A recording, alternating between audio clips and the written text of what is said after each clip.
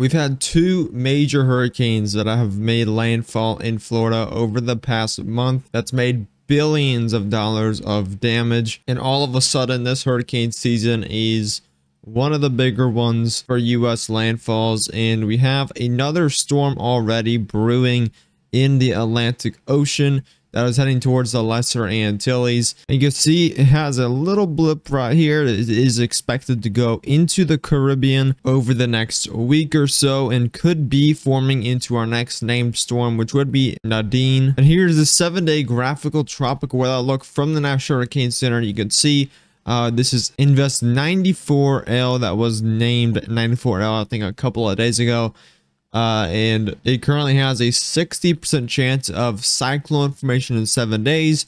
That X is its current center location, and this entire orange area is where it's going to be potentially forming into our next named storm. This system is forecast to move generally westward toward warmer waters, and environmental conditions could become more favorable for gradual development by the middle to latter part of this week.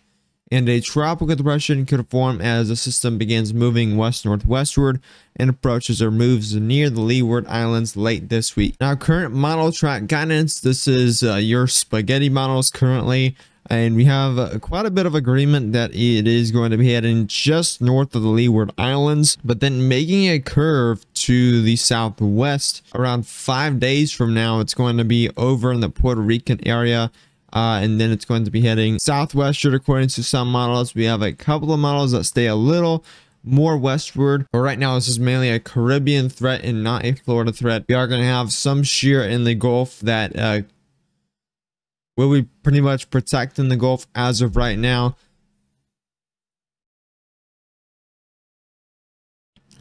And these are GFS ensembles, and these look very similar to what we just looked at, but this doesn't really have a curve. It's more of a straight line once it gets up to 96 hours, and it really just starts going westward across the Caribbean. And then GPS ensembles, of course, go into the Caribbean, but then it just kind of stalls out 216 hours out from there. So GPS has it moving really slowly once it gets over Cuba.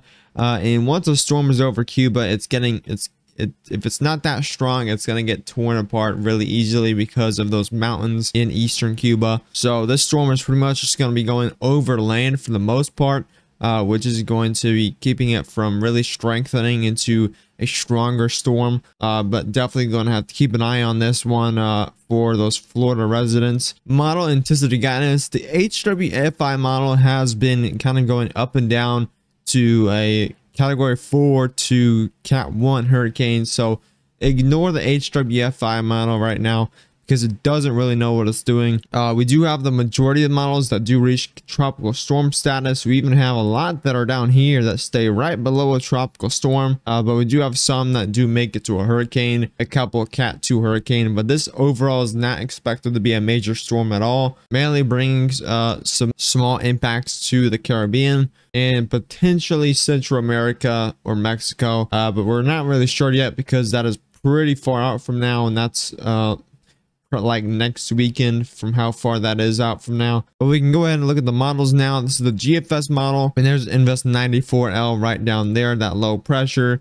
As we move forward with time, we get to around Friday, and this really doesn't start to develop until this weekend, until next weekend, until this weekend.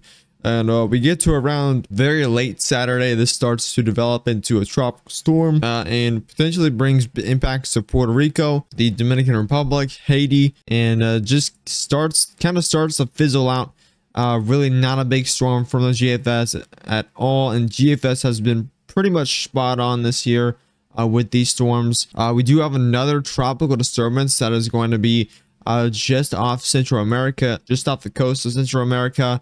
And this is going to develop into a big rainstorm that's going to bring a lot of rains to those areas of Central America. But really, again, not really a huge storm, but definitely will bring that threat of landslides, flash flooding to those areas. Well, the GFS after those two storms really has it quiet for the rest of October.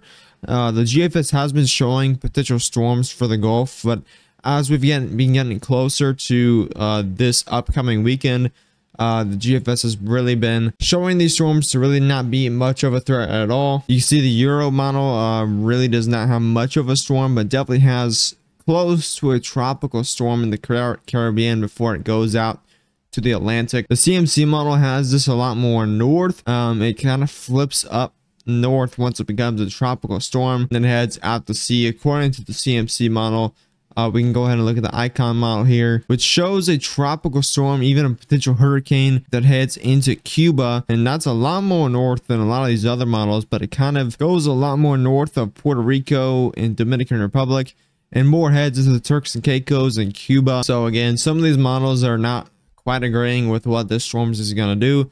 But definitely the majority of the Caribbean needs to be watching this storm very closely. And I do not expect this storm to be going over a Cat 2 strength hurricane, and I do not expect any impacts to the US mainland. If you did enjoy the video, make sure to subscribe to the channel if you are new, and turn on post notifications. You won't miss a single video or live stream. Make sure to like the video and share this with any friends or family.